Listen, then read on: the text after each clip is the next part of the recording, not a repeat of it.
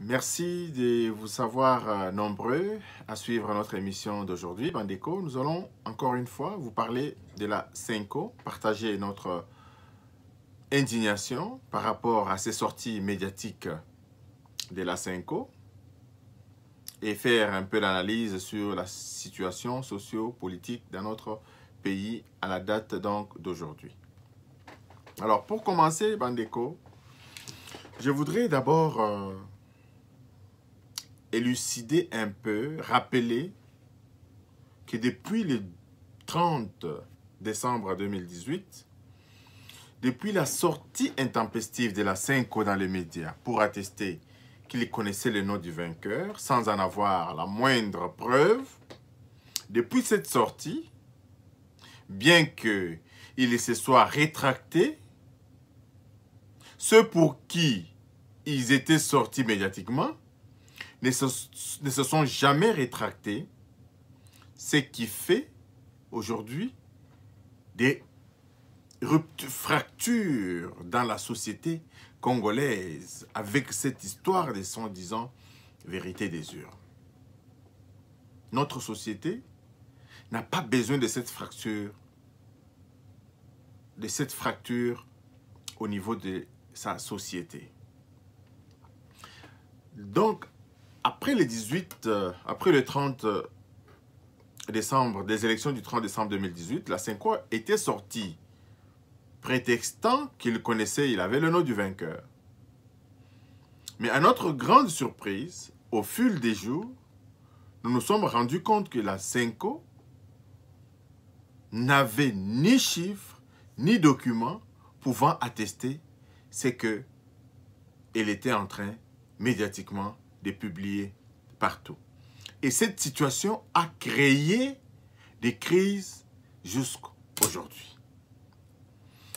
Aujourd'hui, la Senco déclare qu'il y a un enrichissement illicite des nouveaux autorités. Cette déclaration, quelle est véritablement la nature de cette déclaration? Est-ce pour apaiser la tension sociale qui existe actuellement dans notre pays, où la population voit les denrées alimentaires en train d'augmenter, ou bien cette déclaration, c'est encore l'huile que la Senco veut mettre au feu pour davantage attiser la haine chez les haineux et la crainte chez ceux qui, véritablement, sont en train de vouloir travailler pour ce cher et beau pays. Donc, les sorties vraiment de la Senco nous donnent véritablement matière à réflexion. Est-ce la Senco a les preuves de ces allégations? Si vraiment la Senco veut la justice, veut la paix sociale, comme elle veut jouer son rôle de l'église au milieu du village, je pense que la Senco procéderait autrement. La Senco procéderait autrement. Par exemple, la Senco peut demander une audience auprès du président de la République pour lui remettre les documents dont ils ont besoin pour une clarification de la situation. Vous vous rappelez bien, lorsqu'il y avait une situation des députés invalidés, etc., cette situation n'a pas plu à beaucoup. Le président de la République s'était saisi du dossier et il avait convoqué le président de la Cour constitutionnelle pour en apprendre davantage. Et au vu de ce tollé national, le président de la Cour constitutionnelle a réuni les différents magistrats. Ils ont réexaminé pour voir s'il y avait des erreurs matérielles, etc. Et certains députés avaient été réhabilités. Voilà comment est-ce qu'on agit avec responsabilité au sommet de l'État. Alors, si vous constatez qu'il y a des enrichissements illicites, vous avez des preuves de ces enrichissements, etc., il y a des procédures beaucoup plus responsables que passer dans des médias à envoyer vos bombes qui sont de nature encore à creuser le trou de cette unité qui peine à se faire encore dans notre chère épopée. La CENCO demanderait une audience au président de la République. La CENCO déposerait ses preuves auprès de la Cour des cassations, auprès des procureurs qui doivent donc s'occuper de ces questions. Parce qu'on ne peut pas accepter l'enrichissement illicite. Tu n'as pas travaillé. Tu ne dois pas gagner de l'argent. Tu ne peux pas t'enrichir illicitement. Et ces pays se meurent à cause des enrichissements illicites. Il peut y en avoir des nouveaux gestionnaires du pays. C'est possible. Mais la procédure de la CENCO est de nature à mettre l'huile au feu et de nature à compromettre la paix sociale qui... On peine à trouver cette paix sociale dans notre population. Donc la CENCO, nous demandons à la CENCO s'ils ont des déclarations qui touchent à ce genre de problèmes, ils doivent changer leur méthode de faire. Maintenant, leurs paroles, leur enrichissement illicite, etc., les politiciens qui n'ont aucune vision sautent sur ces déclarations des hommes de valeur qui constituent la CENCO pour en faire leur cheval de bataille politique. Vous avez remarqué, les politiciens, ce sont des récupérateurs. Ils sont spécialistes en récupération. Ça marche, le 30 juin, le 17 janvier, la date congolais pour fêter pour les opportunistes politiques. Ils étaient derrière Étienne Tshisekedi. Parce qu'ils étaient des opportunistes politiques. Ils n'étaient pas derrière les idées d'Étienne Tshisekedi. Donc, la CENCO est en train de donner, est en train de mettre de l'eau au moulin de ces politiciens véreux qui n'ont pas d'arguments, qui n'ont pas de contre-propositions pour pouvoir semer encore la fracture au sein de nos populations. Cette démarche de la CENCO, personnellement, je la dénonce, je la condamne et je demande une fois de plus à notre peuple d'être extrêmement éveillé. Nous avons vu, par exemple, le député Mouaba, Tony Mouaba. Il a des éléments de détournement de l'argent au ministère de l'enseignement où les enseignants se font payer. En toute responsabilité, le député a saisi le procureur au niveau de la Cour de cassation pour que ce dossier soit suivi. Maintenant, s'il n'y a pas des effets par rapport à ces dossiers qu'il a déposés, on peut maintenant faire des déclarations accusant les uns et les autres. La CENCO est champion dans des accusations sans détenir la moindre preuve de ce qu'elle annonce. Alors, cette façon de faire dévalorise cette institution constituée des hommes de grande valeur. Est-ce que c'est de cette façon que la CENCO va être vraiment une église au milieu du village? Est-ce que c'est de cette façon que la CENCO va contribuer à la restauration de la paix sociale? Est-ce que c'est de cette façon que la CENCO va contribuer à la mise en place d'une justice juste dans notre pays? Je pense que la démarche de la CENCO est vraiment à condamner. Nous avons vu également des choses impossibles dans notre pays. Le ministre de la Justice rend visite aux détenus du programme des 100 jours du chef de l'État. Pour quelle raison? Nous voulons en savoir encore davantage. Pourquoi ces détenus de droit commun ont ce privilège d'avoir le visite du ministre? Non seulement cela, il y a même ces détenus passent des interviews avec des ministres pour expliquer de leur mécontentement de ce pourquoi ils sont détenus. Il y a un qui parle de son âge, j'ai 82 ans, je ne peux pas être ici. Évidemment, quand tu as 82 ans, tu as pris le marché là. Quand tu as pris le marché pour livrer les maisons, les logements sociaux, tu n'as pas parlé de ton âge. Maintenant que tu es en prison, tu commences à dire, non, j'ai 82 ans, on ne peut pas me détenir. Quand on est âgé, on est aussi responsable de ses actes, on devient sage.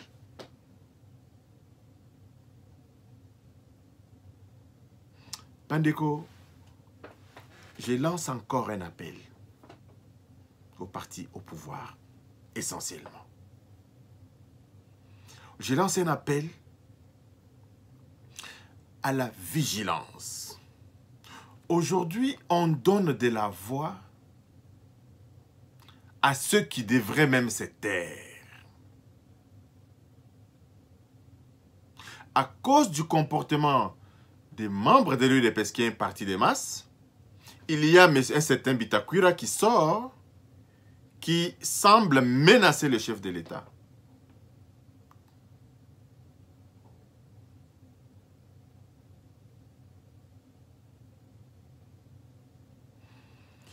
Je demande à l'UDPS particulièrement de se réorganiser. Nous avons de l'expérience dans l'opposition. L'UDPS n'a pas l'expérience dans la gestion de la chose publique. Aujourd'hui, l'UDPS doit prendre en considération les points de vue de ceux qui soutiennent le chef de l'État. Pour vivre dans ces pays occidentaux, nous avons une certaine expertise, nous avons une certaine expérience à apporter au pays. Nous faisons ces émissions sans arrière-pensée. C'est une émission à but lucratif. Je ne fais pas mes émissions pour l'argent. Vous avez vu que je n'ai jamais demandé de l'argent à qui que ce soit, une contribution à qui que ce soit, pour faire quoi que ce soit. C'est ma façon de contribuer à l'éveil des consciences de mes compatriotes. L'UDPS doit allonger davantage son oreille. Je m'en fous, je sais, amène toujours au village de si je savais. Voilà la démarche de Tony Mwaba. Il a eu des preuves et il est allé à la justice. Est-ce que l'UDPS s'organise pour pouvoir accumuler des preuves pour accuser tous ceux qui ont dirigé ce pays? Non. Il n'y a que des suppositions. Il n'y a que des accusations sans fondement. Nous sommes en train de condamner la Senko pour ses déclarations intempestives. La Senko procéderait autrement que la manière dont elle est en train de procéder actuellement, de sortir dans les médias, de décrier l'enrichissement illicite. Est-ce que la Senko est en train de mettre l'eau au moulin des soi-disant opposants opportunistes, ou bien la Senko est en train de travailler pour le peuple congolais? L'UDPS doit élaborer des documentaires sur l'état dans lequel il a trouvé ce pays-là. L'UDPS a trouvé ce pays-là sans fondamentaux. L'UDPS a pris le pouvoir dans un environnement socio-économique catastrophique. Nzelate, maïté, couranté, barriéré un paiement à un salaire. Et loko moko te na mboka wana. Pas foulou partout. Les provinces où il y avait de l'eau qui coulait à flot ont connu des années. À Mwenaditu, il y a 12 ans, Mwenaditu n'a pas connu l'électricité. Ce n'est que maintenant que l'électricité est revenue à Mwenaditu. À Kikwit, n'en parlons pas. Donc l'UDPS doit faire des documentaires. Nous avons de l'expertise. Nous savons qui l'UDPS peut contacter pour descendre en République démocratique du Congo, monter des documentaires à publier pour les générations futurs, des documentaires qui vont passer en boucle dans nos médias. On va acheter des spots dans des grands journaux, dans des grandes télévisions, pour faire passer ces documentaires-là, pour montrer comment ces gens ici ont géré notre pays. Parce que ce sont ces mêmes qui ont tué ce pays, qui ont encore l'audace de revenir. Yebi Moussala Moussousoute, ce n'est pas revenir pour voler. Raison pour laquelle ils s'agitent énormément autour de ce qui se passe pour la gestion du président Félix Antoine. Ils ne peuvent pas faire autre chose. Aujourd'hui, quelqu'un m'a demandé, mais il y a des élections en Amérique, ils ne voient pas Hillary Clinton se représenter comme candidat. Je dis, mais oui, non. Hillary Clinton, elle n'a pas que ça à faire. Ça n'a rien à voir comme nos politiciens qui n'ont que ça à faire. Ceux qui balongoli bango, ils sont perdus. Ils sont perdus. On ne les voit pas devenir entrepreneurs. On ne les voit pas en train de... Non, ils veulent toujours revenir en politique parce que c'est là-bas qu'ils ont de l'argent gratuitement. C'est là-bas qu'ils font de la... C'est là-bas qu'ils font du n'importe quoi. Yangwana balingi bazonga. Donc, Bandeko, je demande avec insistance à l'UDPS de mettre des moyens. L'information, ça s'achète aussi. L'information, ça s'achète aussi. Je connais des entreprises qui engagent des détectives privés pour recouvrer leurs créances, pour avoir des informations sur leurs créanciers, etc. La République démocratique du Congo a beaucoup de créanciers, a beaucoup de gens qui doivent à cette République. Il y a beaucoup de gens qui détiennent les biens de l'État, qui ont détourné les deniers publics. L'UDPS doit réunir des preuves pour faire taire tous ces gens-là. Il n'y a pas 1000 façons de mettre ces gens à genoux que d'accumuler des preuves de leur mauvaise gestion. Avec des documentaires à l'appui. Nabamboka Nabiso, Bekol ezate, Banzela ezate, Maï ezate. Mais ce sont encore eux qui trouvent de quoi dire sur la gestion de 1 an du président de la République qui est en train de placer les fondamentaux de notre pays.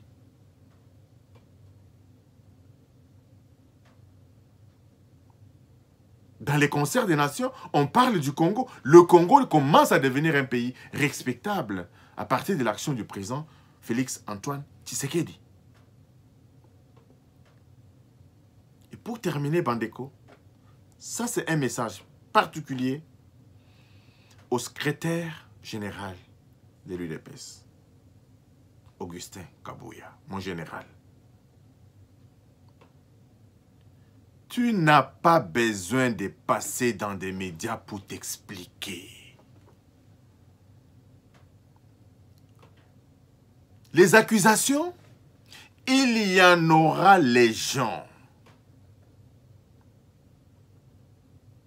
Parce que nous connaissons la spécialité de certains de nos compatriotes. Par cours d'arguments, procèdent toujours par des accusations. Si c'est des accusations, on va t'accuser matin, midi, soir, comme disent les Ivoiriens.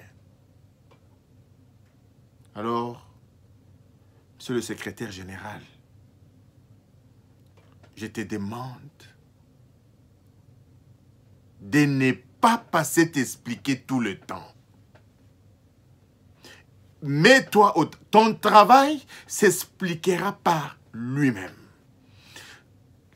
Le temps que tu passes à vouloir t'expliquer, à te justifier, bazoli ki sela yo oyo koki kosala makambo mususu. Nous connaissons les arguments des faibles, de ces faiblards-là qui ont eu ce pays pendant autant d'années, qui n'ont rien foutu, qui aujourd'hui, ils ont des milliers de maisons, etc.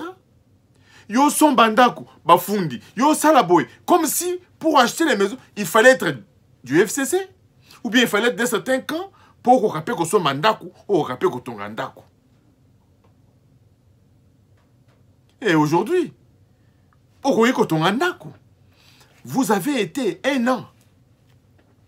Jean-Marc Abound était 1 an comme vice-premier président de l'Assemblée. Après 1 an, il peut s'accumuler de l'argent pour rien que peut-être construire sa maison. Mais eux, on les a vus en un rien de temps s'enrichir de manière vertigineuse. Personne ne leur avait demandé des comptes pour venir s'expliquer. Mon secrétaire général ne passe pas ton temps à passer dans des médias pour pouvoir t'expliquer. Travaille. Mets les membres de l'UDPS en ordre de bataille. La terre ne ment pas. Nous avons des ingénieurs qui, avec trop peu de moyens, peuvent donner du travail lucratif à tous ces combattants-là qui traînent encore dans les rues, qui attendent les travaux du bureau. Contactez-nous dans notre courrier électronique. Nous avons des projets, nous avons des idées pour faire avancer notre cher et beau pays. Et la dernière chose, c'est de travailler à acheter l'information, acheter des preuves, photos, pour accabler tous ceux qui dérangent là. Nous voyons les mesures qui sont prises dans la ville de Kinshasa. Le lendemain, Batubazali. Prenez des photos, amenez à la police pour payer Batouba amende, pas amende. Faites des réunions stratégiques pour la gestion vraiment du pouvoir du président Félix Antoine Tshisekedi. Ne vous laissez pas distraire par certaines personnes qui n'ont que la haine. Parce que nous avons vu le président de la République présenter un programme, mais sur ce programme que le président a présenté, nous n'avons vu personne venir avec des contre-propositions. Nous avons vu Noël Tiani qui a déposé sur la table le plan Marshall pour sauver la République démocratique du Congo, mais personne ne discute autour de ce plan Marshall pour sauver le Congo. Mais on est autour des questions subsidiaires, les questions qui n'ont rien à voir avec le fondamental de la République démocratique du Congo aujourd'hui. La question de l'identification, elle est cruciale. C'était même la priorité des priorités. Merci, Bandeko, de nous avoir suivis. Merci de distribuer nos vidéos. Merci pour vos remarques. Merci également pour vos observations. Pour d'autres sujets, Bandeko, Tozongeli, la émission Tokosala Lobby. Merci et à la prochaine. Bye bye.